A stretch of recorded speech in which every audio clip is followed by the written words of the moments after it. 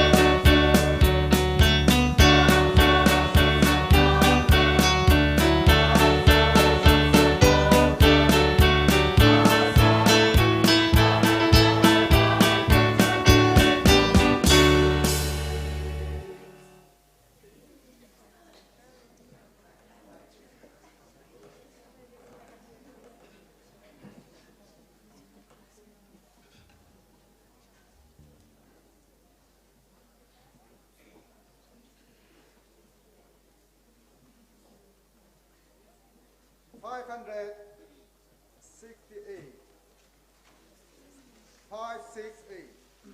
Ghiền Mì Gõ để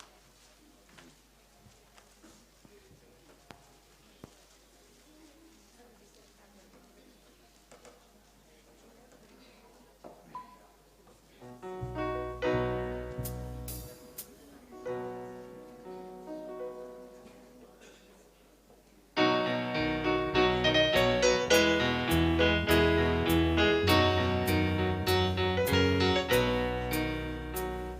bỏ lỡ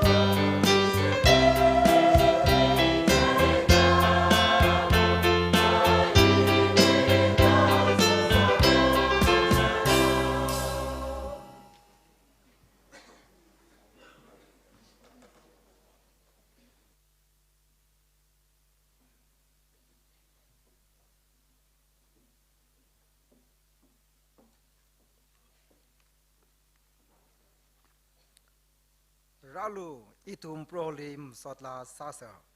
itumi huikme lunghal jili matanda vausa a klepamli itumna ningishi aina sota changsa itumna alim sotla aina sota kamatan kon vausa Christawi mingli chanda khaya shitkasanga mi pu saigorili ringapa shalom lati tamitalai Rali sot mirada ningishi mirada siha sakwirada razang haya shitkasanga mi pu saigorili ringpa makeup pujia kapening ongshunga pusali ningdi kanang gajat kli saikoda ngavata hailaga hui kmi sam kapangwi ringapa Make sure we are from Sasa Hiji, we make up the Hangjipundi.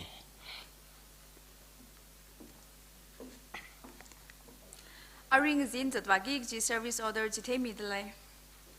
Day 2 on 10 February 2023, evening worship service 5:30 to 8 p.m. Choir City NCGT Choir Napami Papamra, moderator Livingston. Aina inanganing mi Livingstone aina inanganing mi delay hagupok masodla legal number 111 111 hisara to Italy presentation atam hi khani lay Karesa the local church le atam mira ka khaneli NCGT to Italy kathara tui pamena atam khimira Rinsongam AS BYS Wahom Baptist Church Nakwimira Achuiti Jungli special number hi Musot Conway na ngana khangrum sampangra Chuitili speaker na atam khimira itumli aringya latluida paukapha Reverend Khayaipam Khamrang Pastor DBCI na khiramira awi topic na is there more to life than this kichiwi apongli mutuimira Kangachang Lali KKL number 381 381 hi sangrumra Chuitili Kangachang Seha hi Oja Sanjay Ningshen pastor to Somkulan Baptist Church na Kangachang Seha Samilaga hitada kupsang khaisara hi aring zin chatwaki ji service order na arai itum service hapo khwai yari saikor nang ningka laga choir bing na than laga KL number 111 111 hi sangrumsa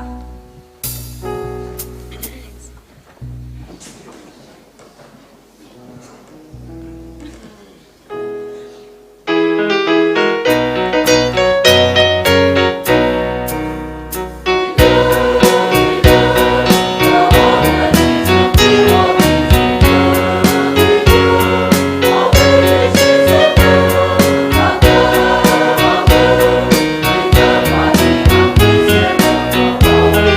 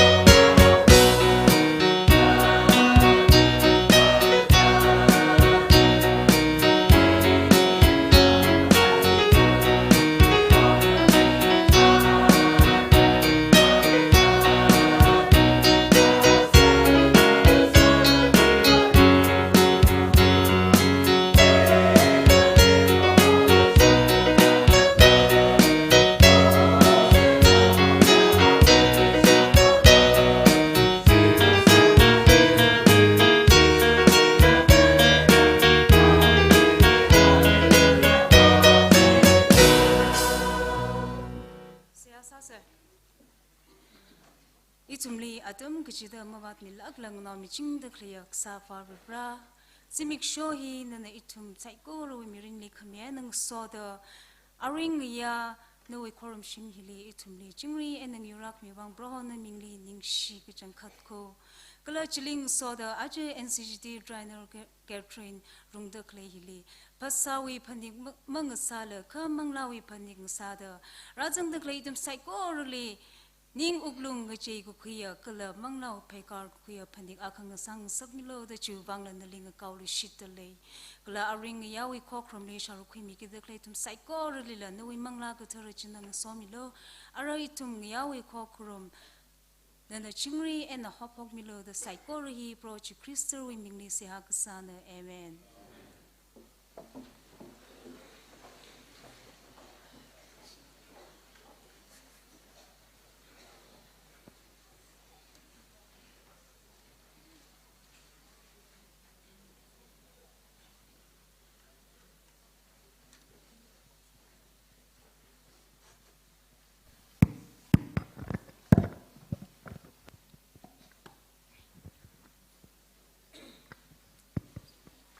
How go pok siya sa meva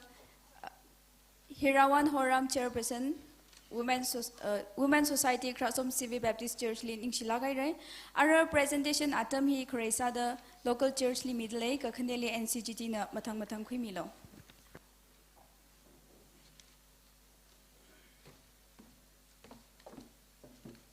Bingashi mikwai le shon hauda na tmoi mangali ning shonai re alala manota pai together hunaka atam ka khui hauke ishi local church na ningashi mi plungi gishi arila khale fuyei itumoi bianis SK ahoni alila mingai dele kala itumoi singing competition we churches katum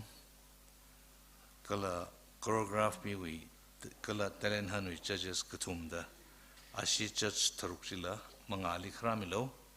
pianist la khramilo adamazang khawai hiwa khrang ning milo jililang meda music committee we choir director ping ariwat dakhle member we sojibem dronru Joyson Ungre, Nanil Heva Kramilo, Kala Auditors Kutum,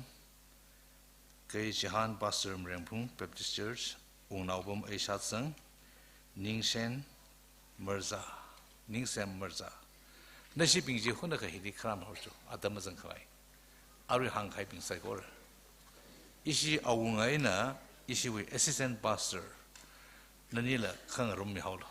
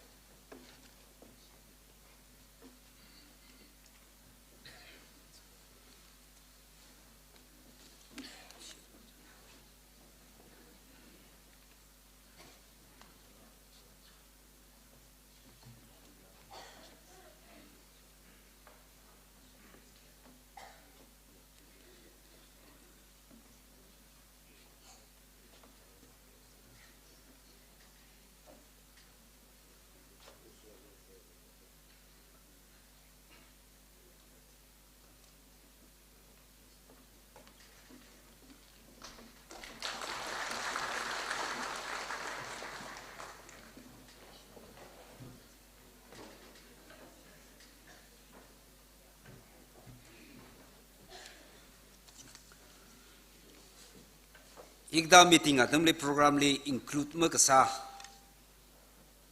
program khayau hili lang de chingam le mjong che thumai laga ne chumai thui de ilia tam khilo de committee bing ne khiye ta khami ji wang le ning shi ye chingka tam hi na khyo ge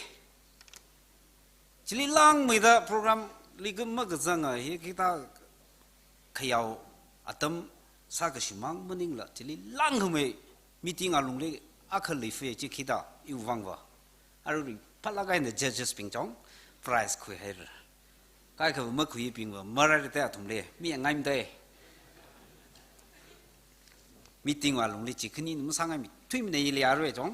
ถ้าเลยล่ะหุ่นก็อาทุ่มดีว่าอินคุยเด็กคุยเอาละถ้าละไงนะอาจี judges ping just singing competition with judges ping choreography with talent display judges ping kala achi itum le thang mi da kle functionaries mati na tumna aming ma pa shok la la phai ri ta da line ani shok ning miao lo la ga is president pang lang sa miao la tam jang ka phai ili lo ma ching ka phai thap miao lo Raising Horam functionaries sai na Lovinstung Kasomoshi Jennifer Weza Ringpawan Zimik hina functionaries singing competition judges pingla Wizol Solo Weza choir director NCGT Raringam Tamang choir director NTNPA Huimiso Vashum assistant choir director NCGT choreography and talent display judges na Grace Omesh Shatsan to Temchiso M Vashum Yamila Vashum Payara Okay, President na. Tang meow.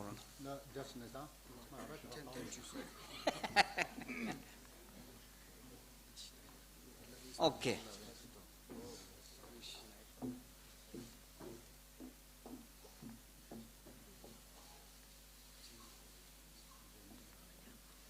One, two, three.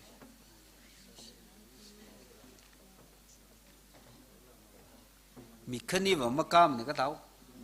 Mất lấy lá Michael operator sao đấy à ra đấy có vào khui lá khâu run rồi à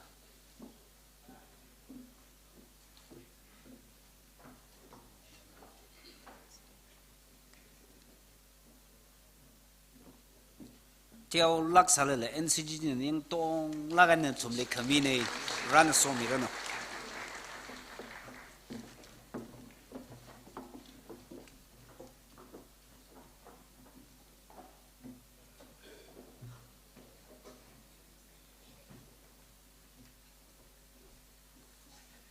mất chật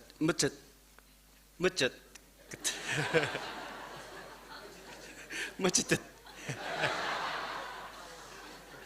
khăm thà thui này hi thà lang cái nào huy lo chỉ đã có tông cái nào aware sam cái gì này arui hi announcement atam này ya rui này bear cái sam lo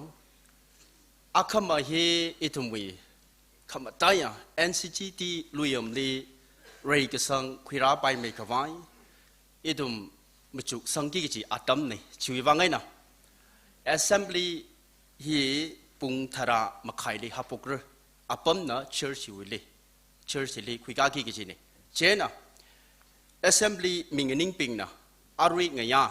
cái là akham bằng thor siha cái sa ai nang soda itum khi apong li itum na machu sang akha NCGT hi resang rukla kachili itum revali siha samamang da bangsha pokhui laga akham ba pung thara makhai kata tamli church li razang bida itum sign corona ring phala gaina annual assembly hi kup sang khawai itum sase ke hi assembly mingening pingli kachti hi sakhami ne ning sila kai de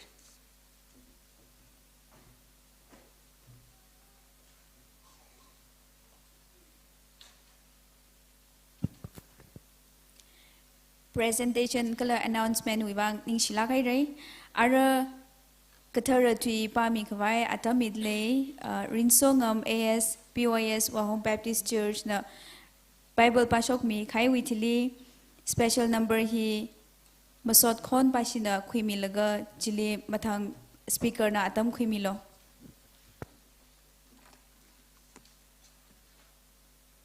Mark Pixam shet kum trada on tumrada kai na hopulaga tumada chet Mark chapter 8 verses 31 to 38 kala ana awi sakhang thu bingli miwi naw miyara apong chung khali ka khanang ga jot samphang ra kala ka thana bing pangmon akhoga bing kala ayin ka themo bing na mamiya mada ali shaw thadra kha tumthang wi thili ringri ra da tâm chỉ thấy phục u 32 cái là anh chỉ sáng lắc ai nè hăng mi cái là Peter nè anh liu hô khi là cái hở phục 33 cái chỉ số nè người uống đã sắc ngã thứ bình lý yang là cái Peter li hở đã hăng ý khăn đục song ung hao lu sedan na very song maning la mi ko mo song lei 34 cái là anh yari wi chỉ awi sak nga thứ bình linh so da ho khui da hanga cái gì cái ta mi na ít thì sưu cái giá cả akla da wi ning cái chang or hai là cái awi cruise phung da ít thì sưu ra no 35 cái là 35 cái giá kala da awi mirin hui cái gì aje awi mirin shimandra cái là iwi vang cái là bao cái phao wi vang mirin shiman khmea ajina ringra 36 mi akhana oka thui ka tonga sampang lalla awi mirin shiman hai akha awi tonga za khi leikla 37 mi akhana awi mirin chi khi aina thukhui shabra khla 38 Vreli makathai makapha thothili chiakha miwi naw miyara na awi tekhamatei aina gajingrao pingni soda khra tharan awi wangla khyak na haura hikthara tuina amen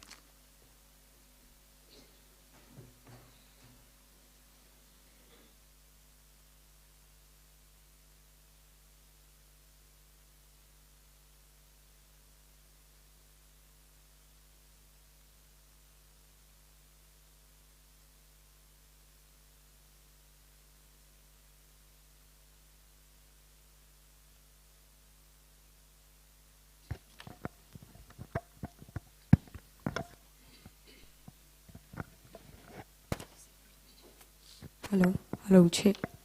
Ari ini na lakani sarko.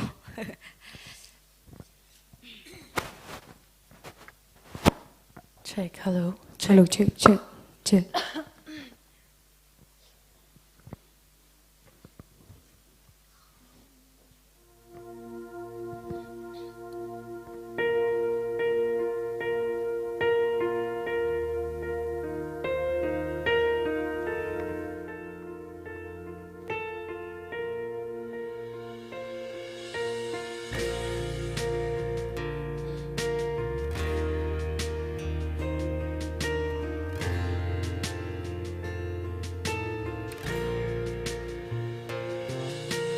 Really ka por samba machine tay tít hai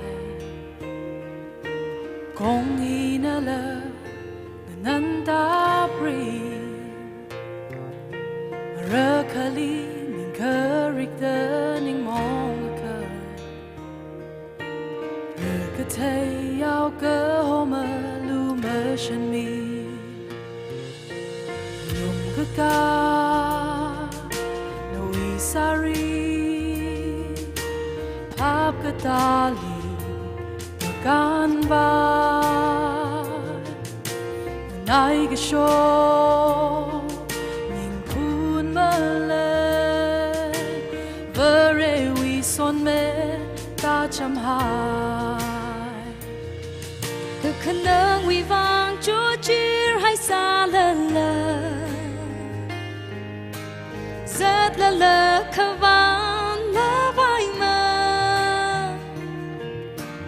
Broholi ning ka tarai na ning shaya ka Ru ka tai ao ka homa lu ma shan mi Lum ka Na we sorry Pap ka ta li makan ba Nanay ka syo Ning pun male Vare wi son me ta cham hai Kalang wi ta da Yong a sak mi du Tar kui na mo ni mong hai a ka Nga chang ka mata So mi ka ti ta na ling na nai na sak mi lu pro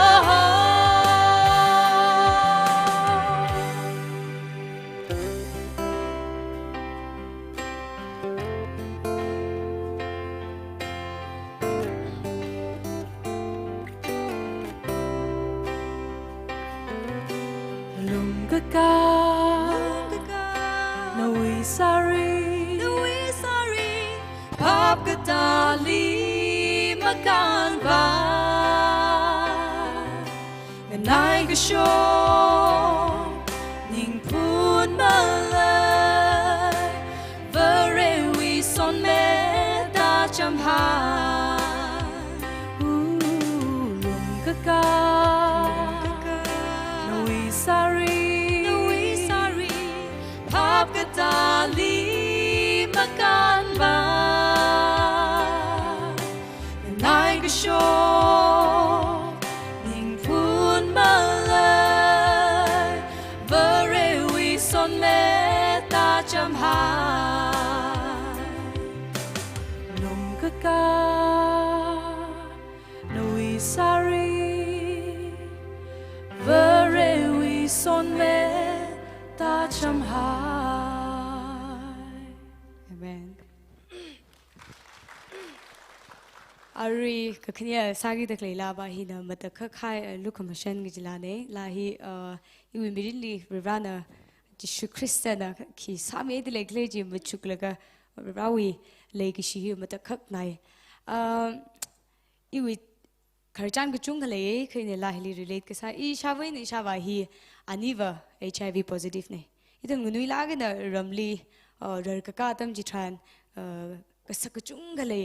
chatam li ramli ba awareness ki hi malai samada mirinli mina malai ki shi reject sami khai ji chung ka phungra laga iwi ningli murung bat la kana riva hi malai mane da phaning ji ne yang kala ishawa tai la ki ishawa li I mirin pai da mu phyo mi brai ki ji wi ning lai laga chela dan ding khala ka rar ka ji ne kala I ka them ka shangai ya kha ili so na le yaura le shaura ka chui wangen I ji wangen la rik tam ji ne a thut khui ka bai da cover ran ili ne jamie yang ina I klatali I le gi shi pha ga zat ne yang mi na le shi mi ka bai ga ji hi ta haula ga ne ga zat ne kha ji shi christian na lai ri ka kli hango ok thili ne li chokra hi chora pha pha ji mening ne a wi kharin le ga chokra ne kala wi ming tek tek vai na I thung wi more kya kha chung sa la la crystallizang la ka ning te khai chi than pheu mi la ka ne wi more ji mo phning ung mi li lak mra kala uklung ka thar mirin ka thar sang mi re da gashit khai ne ina shukhizali khisang la ka yangunga kha ina isha wali la pheu mi re ji ya thada arli wa le shinai re ji hi okti wilan la malo khui chap mare ina ili hanglo ji khaya ko rawi pangshap hi watek matai nai kala thada I ga thali la cha ka chot ka chang reject sa khai mirin juina sup khui laga achi ili yari ngaling ning laga la sa khang sak awi min tek tek khang sak ki muchuk laga mata khak nai iwang wa hi dai hi ra hi changkhat isumli le shi changkhat te jin thumtong le latli de share sa ngai ne la hi khangna tam tran la ra nan tumli matui ming sar na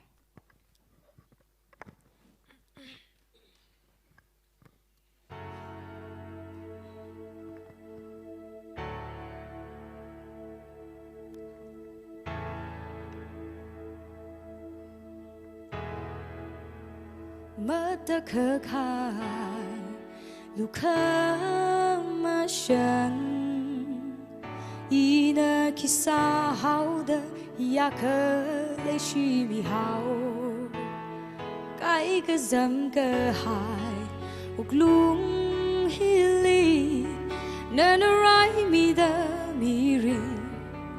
ka thar mi luya cái thali lơ lấy shi mi cái thali lơ shi shi jin mi ina masam pangkaran ngapa mi ya kana ya mi rin rin asa ni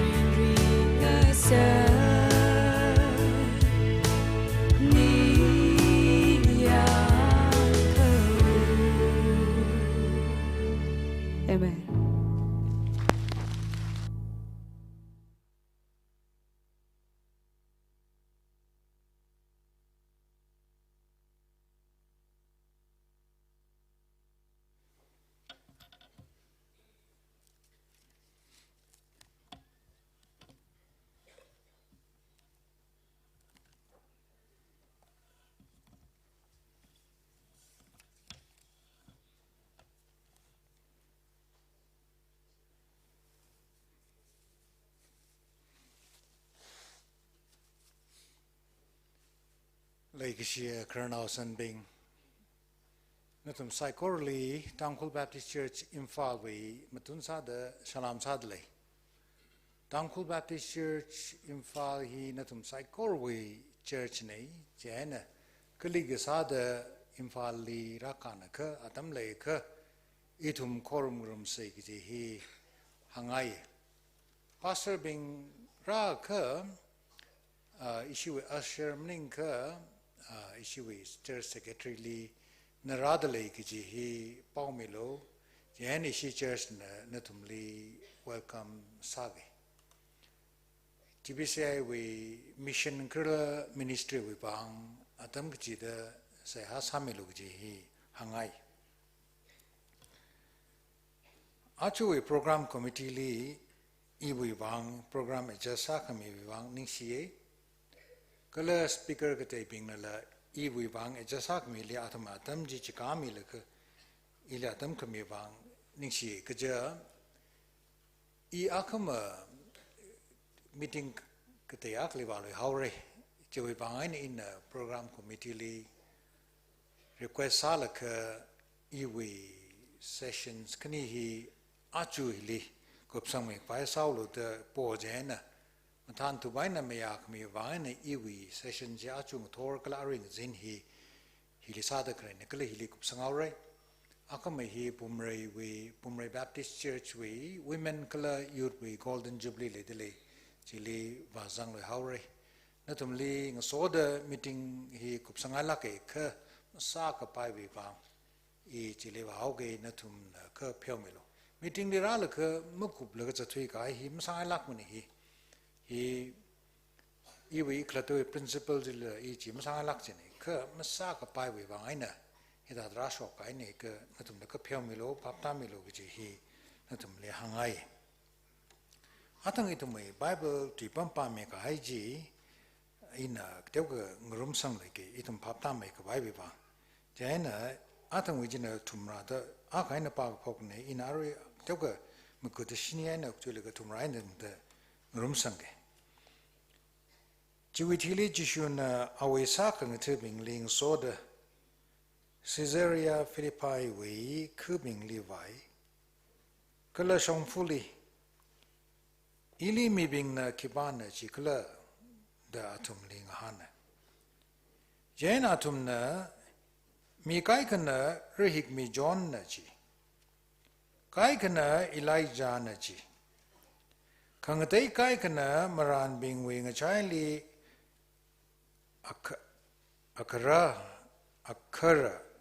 akara chi tang han kai ka nutum na ili kibana da paninkala tang han Peter na Krista china tang han kai kala chishuna tumli awimramli kibalika mahangalu da ningmi itumwe achuwe tui kui bana yaw tu kui bana sabshi tui wen ina tada shamda kala chokmu lu jai ka mirin hili khina chu makeup kala gji ne sabshi tui ji isi tang du na I we wang ka kala chi hawe jana hita da ina sham laga na mirin hili khina chu makeup kala Peter na kapning baw mirin li chu makeup gji hi ngam ka pangshap hina chumai tui the paning sai tishu Christian ari karjan hena ali mashum khui mi jine mirin hili ngam ka jina mning mane pangshap ke singjinal mning mane mai hili mazam ne ka paisa ke singjinal mning mane ka khang dai ne gi hi chishuna Peter li tamchithai chishuna Peter li kang han bawa sakang to bing ling rum da kang han bawa mi bing na I kibani da hankla da hane ki bawa chishu hiar watsa da jingum gatum kara da khlaini jen jingum gatum hili mi chung kana awi akon akak awi watsa thi sha gaini jen kai kana awi hine kai kana awi chine ki hi adum hi chung rok chine Tishubana awi sakang tu bingli jingum katum sora kai bingli ka natum na kapning ki gra jitenga ita ana hi kang han khrida ana mi bingni hi bagla dang han jena autumai sakang tu bing jina mi kai kana John rihik mi ne da hang mashungai jishu hila tui hi shang hangau mo ana hang ranji Makamshung jili himamshung mane da shang John da hangao John Herod Antipas li an pen hawe nagatowi Herod Philip we aprevu Herodias li nanaga kweji mamshung mane da John na pong lakena pen hawe jishu la chithaye indirect kan hang basim ning mane direct na hangau with the mikai kana chishuna hi John rihik mi adi the kai kana jada paning cái khana Giêsu hi Elijah này đó phring Elijah hi cái châm mà tuyên shit Old Testament li an rumai bu nào akhawi nào chỉ cái gì ring ring sắc Giêsu nó là mi chỉ cái bình gì ring ring sắc ao cái bình này Elijah ai đấy đó phring cái khana wa maran akhai đấy đó phring Zibawa Giêsu na hang được lấy hi mashun khang rong we tui hang au the marana khai te ta paning den Giêsu na thum le ka han na kha na thum no I ki ba ne de paning kala te han Peter na Christian ji Christ je ga Messiah ga ji ni kha itum na kharjan ji ta yang ai kha tu yar ba ji am shung ji Christian ne ji kha Christ we ka khlat ka ji Peter na phap tang we khai ni Kajibawa Peter we gapning liver Christali shura ka Jerusalem le wala ka atumi Jerusalem le waga da chatak le shong fuli ka shok ni Jerusalem le wala ka bazang la ka chili Giêsu na awe sarkar aka linkaur kala sarkar jili itum cabinet minister sa la ka pam haur ka jiwe ningnen lai sa jini yana Peter we ningli na awang saur kalau na wa azingli itum pang sapsing laka ngam lakai na pamre kejini. Jadi na Yesus Kristus na masyung lakai re na tum na I Messiah na keji Peter na I Messiah na keji masyung lakai re. Ara I Jerusalem ni wa laka I li kejot kecang mire jahang kleo laka Peter na Yesus li na wa baimre dah that hau de. Jadi na Yesus na le kerar hau de. Kajibawa Peter we kapning lewa Messiah hi ka kanang ka jot mapung bai mne ki jini wo Messiah hi ungpam khong ling ngam lak kai na pam gi ji Messiah na ki jini jiwi sharuk jili itum no we sa ka ngathu bing la jili sharuk khwire ki jenda jena Jesu Christ na ji ma tha mane Messiah hi ka jot ka chang cross tung li sip sa lak aina thi re ki jini ili shurgi ji bing Ijichawi cruise pungtung re keje hi Giêsu na hang dak leini itum na mirin li phamai thui keje hi pangshap ngam ka hi ne de phninge mai pangshap ngam ka lan paisa hi thada atum khlato wa majak shimane ngam ka hi li morai malai mane pangshap khalai li suigata malai mane paisa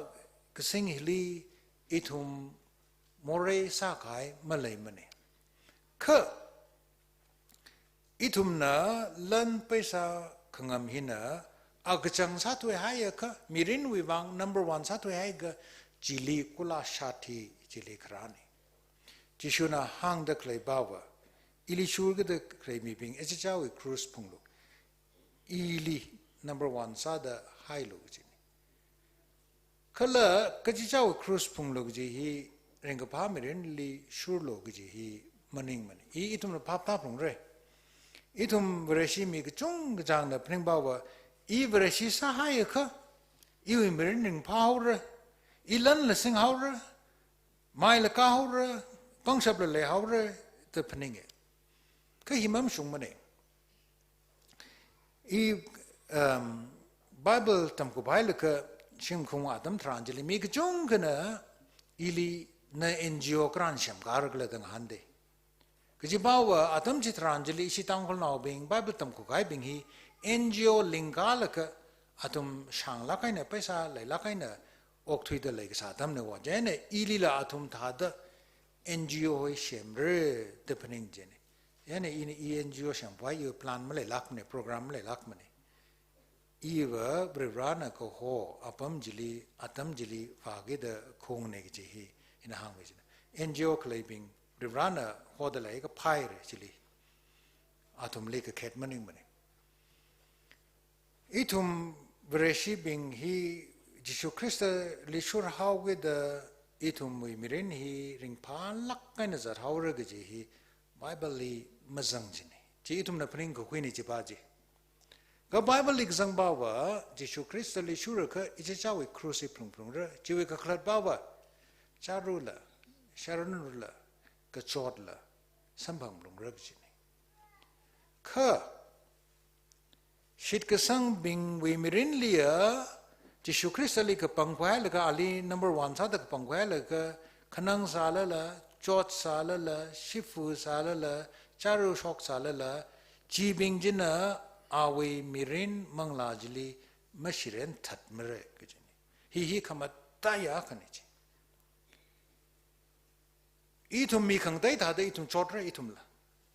Ka Itum Kajahan we Lungli. Kala Kajahan we Tungli Itum Chotra Gajin. Shit Kasang Mika Chunga Kakanang Kachot we Lungli Zata Claibing. Kajihan Mateng Leda Claibing, Igachunga Tai. I Atumi Mirin and Ishagi Sasape. Atumi Mirini young laka, Rurali Shudaklay he Matik Chaye, Kakladlay Gijihi, I Hangshape. Cruz Punge, Ka Maya Rona kind of Punge. Charu Taye, Ka Christian Charu Mit Me. Atum Chote,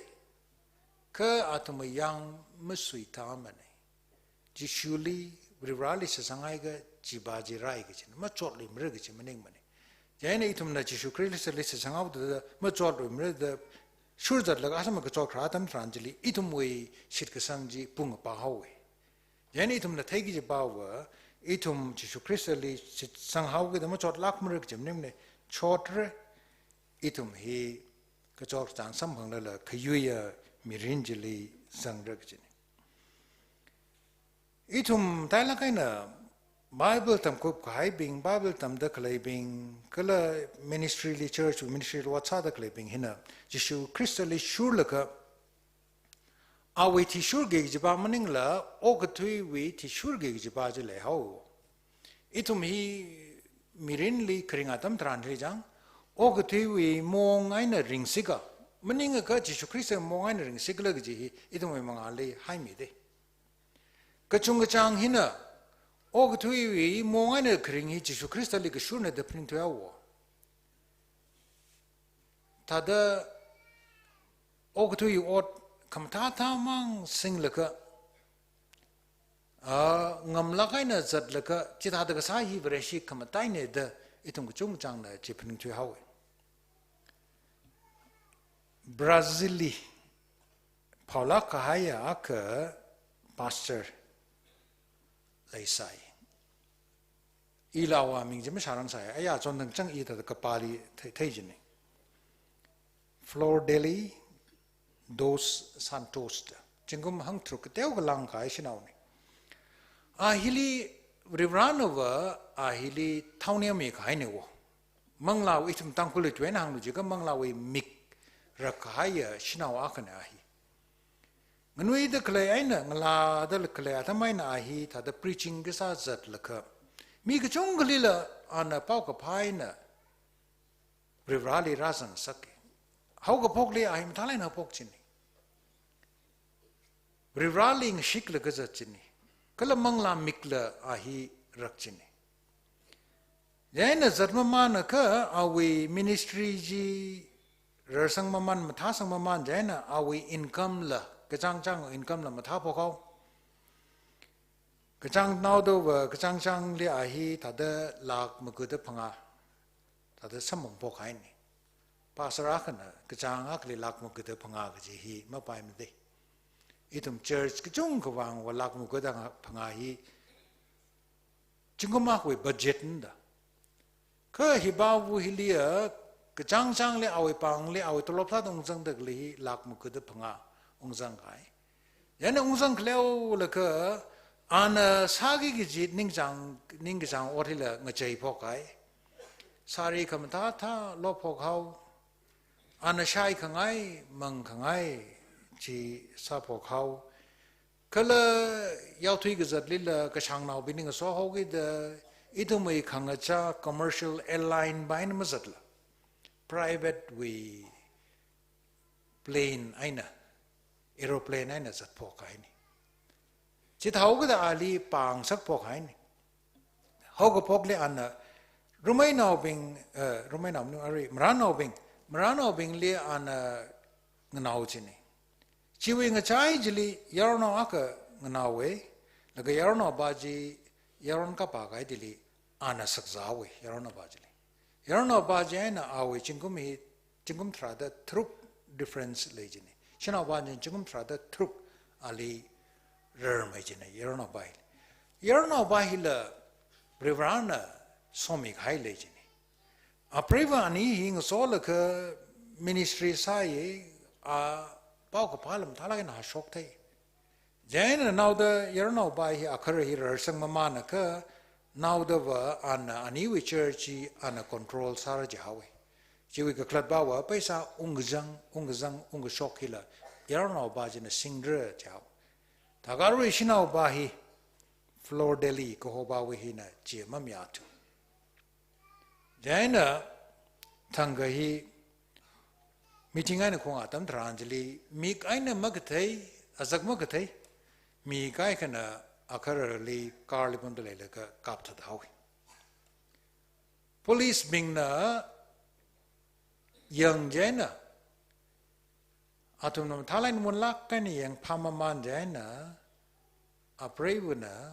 Sakatat, Sasai, Akarali. Ara a privilege to Quilaga jelly sangare. Shoka high, what's up the Jingum Katum Shogimamang Lee Rashok Kahini. Itum Beresis Halaka, Tishu Crystally Shurlaka, Lan Singra, My Car, Kayaka, the Zatre,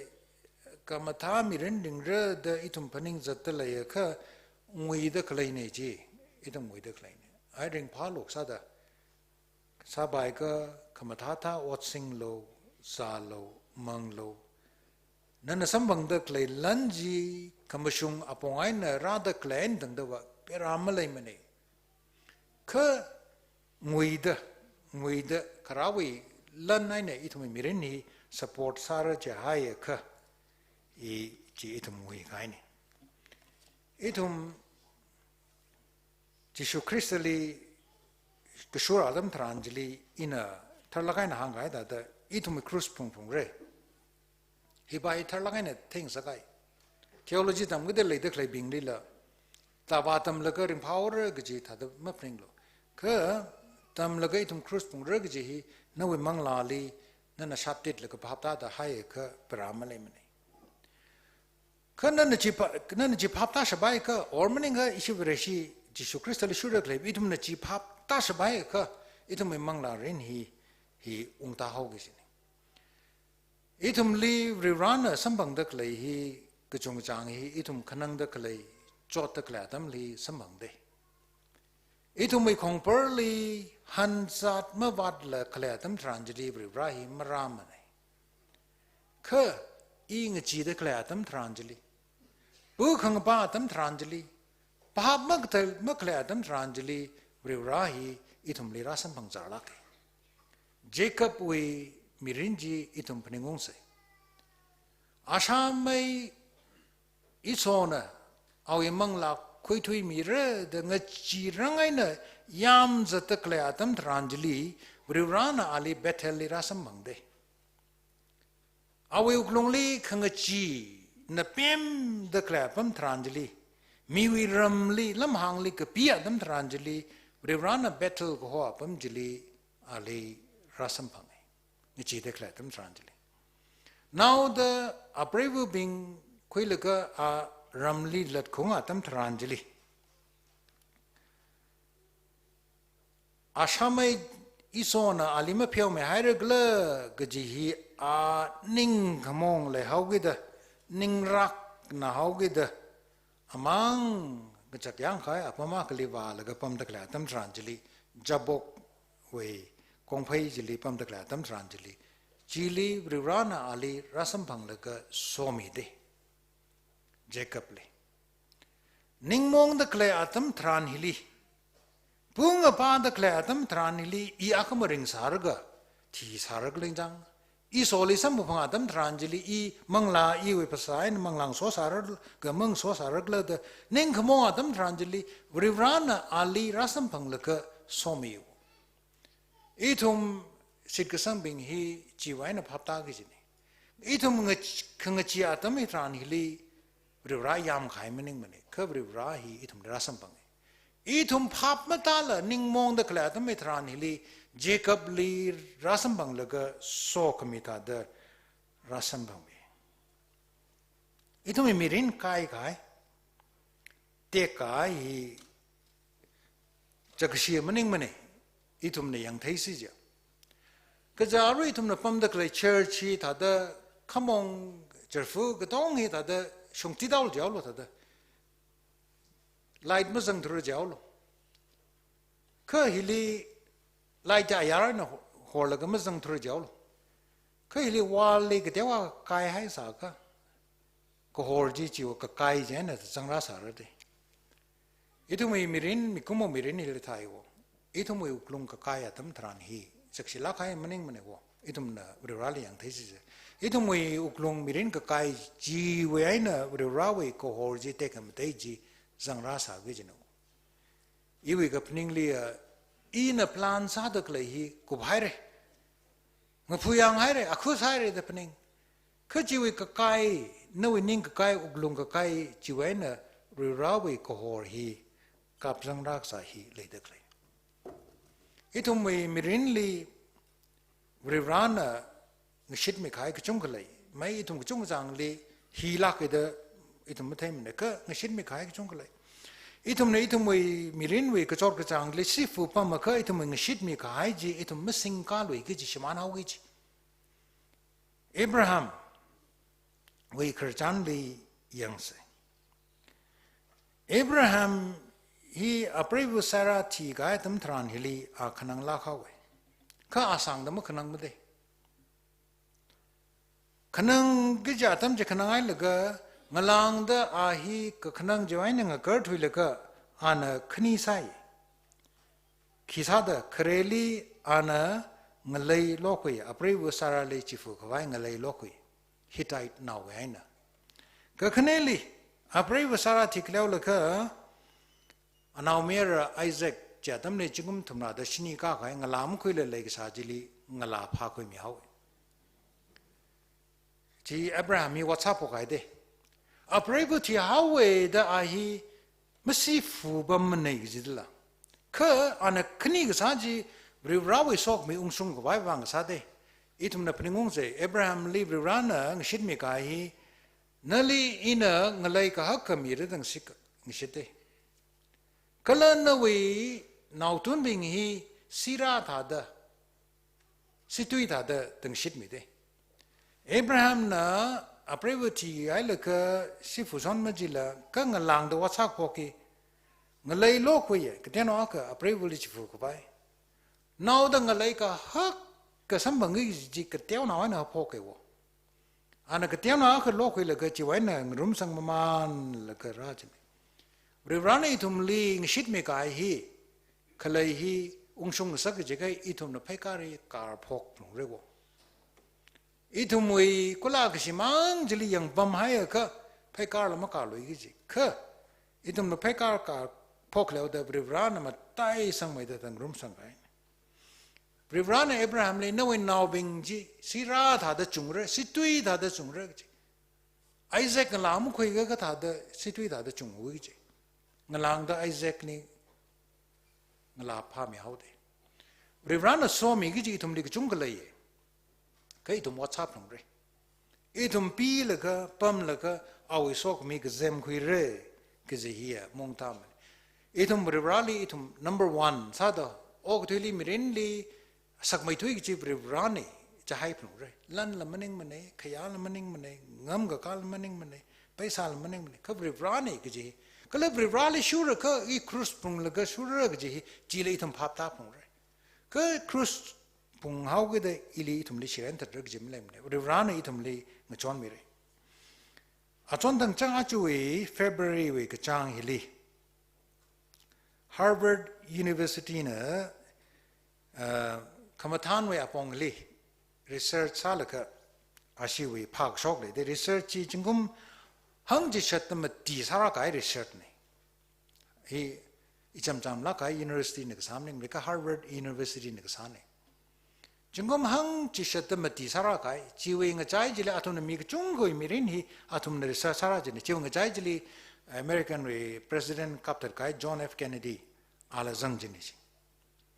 Mikumo hi kisa ka ring pagala matangala gaji. Scientist being hina, very shimning boy being he, ka scientist being he, doctor being hina atum the young jinewo. Jaina Chiwi Arhon Tandakle, Kani Akana Robert Waldinger, Akana Mark Schultz. Atum the Kipashokle Jika Ne Mirin ring Pangaya ka Paisaling homesat lo the Mahang Mane. Orpam Kamataling homesat lo the Mahang Mane. Pang Shapling homesat lo the Mahang Mane. Ka Sham Lakai. Ne mirin ring pangai ka shimkur ngusot nauli leishida ngusolo jideji sham lakai ne jingom hang ji shatamati research harai le ka conclusion sa mang dakle ne ring pangai ka shimkurli ngusot nauli ring pada ngusolo ne chita shabai ka na okpai mere Pasam Tamay re, ring Pamay re, is hang the lady. Relationship, he come at hind, he come at dining. Ma it mokti lady, relationship he perfect sack, however, Kasunaki Kabam Lembre. Mikumosa with the Ian, Iwishim Kurmakacha, Kalele Bumre. Ka in a Chiwilungli, Gashabind the Nashimda. Chingriana Pong Rock Vice Pong Rock Vice Halka, Iwi Mirin, he Untara Gaji, he lay research in a hang the claim. Research Pasijina Kipasokological Yarno Kani, Shanglaka Shimkur, Kaniana Yarno Kani Mirini Atumna Young Jenny. Yarno Shanglaka Shimkur Kani Shimkur Kaniana Yarno Kani.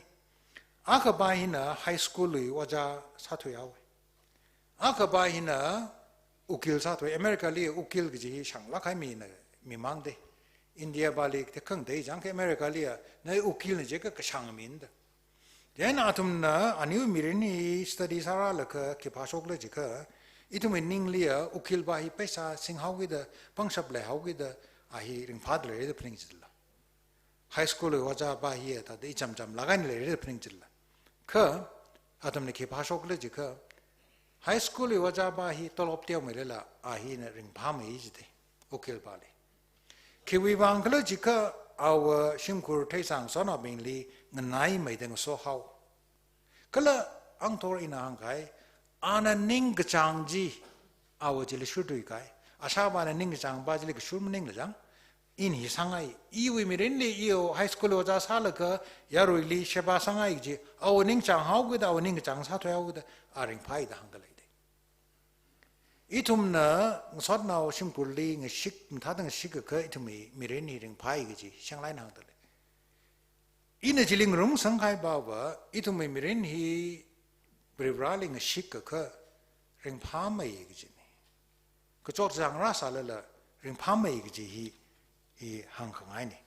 mirin hili chui me kap ke ji chilake brivali khangashik mirin ni thum na phadak lai hi kchong phad lai re phalaga ka thai ki chung lai de re thai de ma thom de zatak lai itum chung lai sal pai Jesu Christ na hang de I khringa khamoi ne ili Kishai Bajia Tore Dana Hangai lady. Katomang Ningla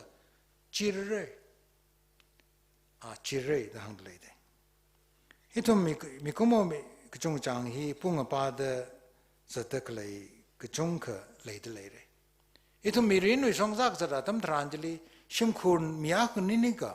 Maningang Sona Miak Niniga. Hitum Mirino Songzali light on side the glaji. Off Sami Gaila Badley, the Tankamang Muzarli Badla. Tagitum he light chickly leg, let down the sweet chip kapa, itum calculate later. Tishu Christian a hang day. hi og thui wi ko hor ne chi hi Jesu Christana itum le hang da kling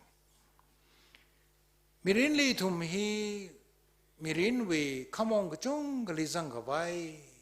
itum sai re kamong ji shol ga zang adam tran ji li ring ga shimang ka khanang mang sam ga pang chung le le re itum mirin li ng sot na wi la ga shai kamang wi la mirin wi phekar la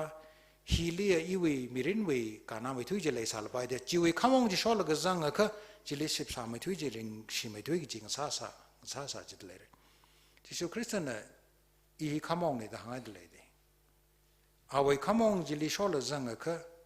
sai zat ka tima pam jile thum li than zang di gi de le de khle le gi shi kranau san bing midrin hili Chong mai thui gi ji ha mai thui ji aman sak mai thui gi ji lan la maning manei paisa la maning manei mai ga ka cha la maning manei kha ji shu li iji cha wi itum wi na wi I wi cruise phung la ka shur ji li malang le mane hi science hi sa khyang bing hi ninga ka tat malai lak mare kha uklung li mangla li kachi han pem tu pem ting haur kaja Jesu Christa wi li khring la ringaphala ningatong la ko hor la mangla wi terujila mangla wi phazachila awi pang li khalai ne awi cross pung la ka zati li malang mai ko itum chita wai sa se amen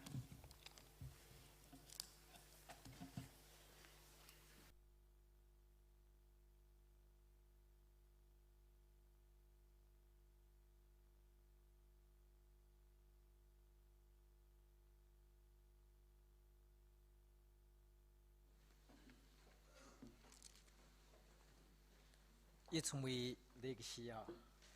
Reverend Kaibam Kamrang Ibisai Pastel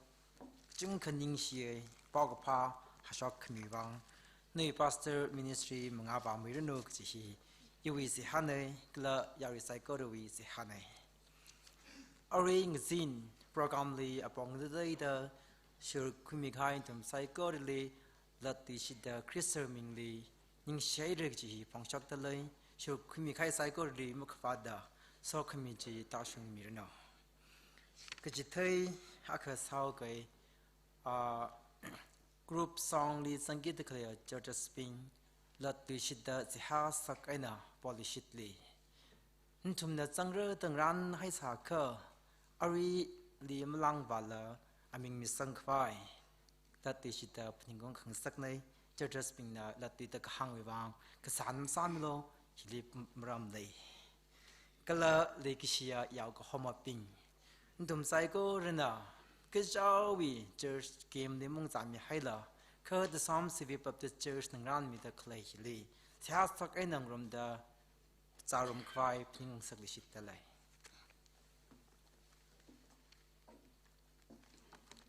Aring Zimni program Mangachang Chow Ranglaga Akamang Towards Advaki program Kashina Kajitemiga Day 3 February 11 Saturday 2023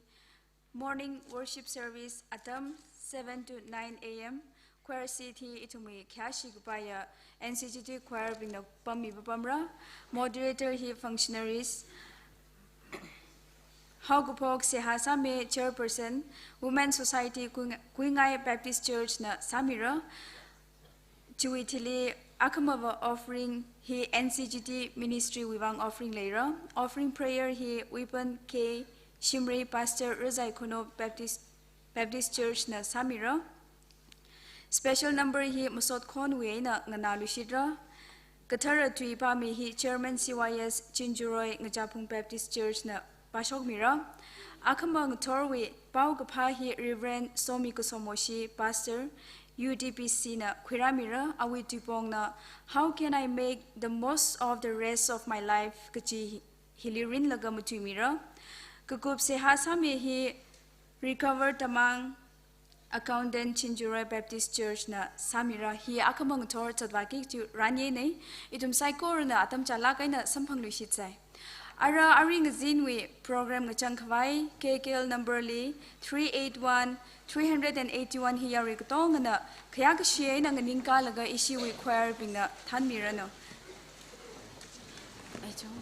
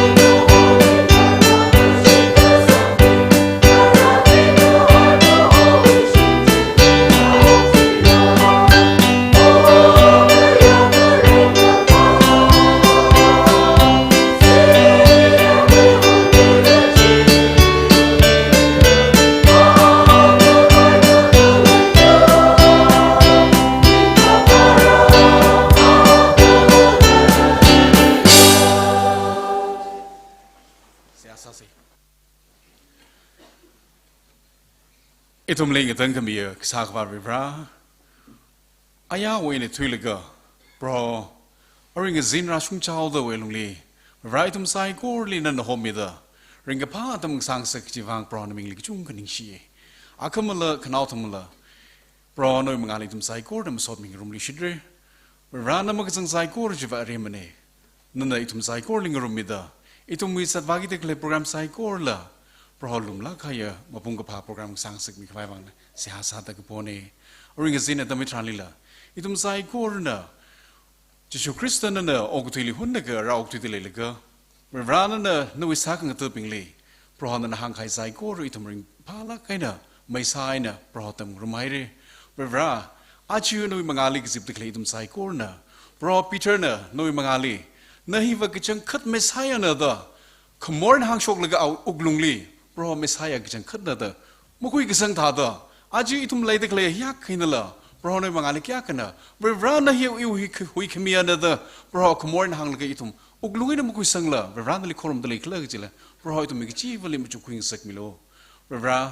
no wi luk mission chu mangai na itum sai korna kaji chawi krus pung da bro noi mangali na li thi shu shap khawai wang itum mi chi vali la bro no wi thang khamaya wor sang mi da mu chukuing sak milo bra mi ki chung kana Vereshina the Nali Korme, Nali Shure, Kaitum Uglungva, Bro, itum Pasawi Ningi Jangli, Lay Hogada, Bro no winning Jangli Mashung Retumane, Revritum Saiko Lipaninquida, Bro no Mangali itum Nali Gatayam Yakang Sada, Ring Ching Shop Kavangtum Chief like a Somilog, Ivanga Sane, Arangiatum, itum program Zaikor and the Kupsang Mihoda, itum upon when a chingrin shohoge, Bro and itum Kichivali, no we look commission, Kalano will soak me, your Michinglo, Jishu mixing the Siaksane. Amen.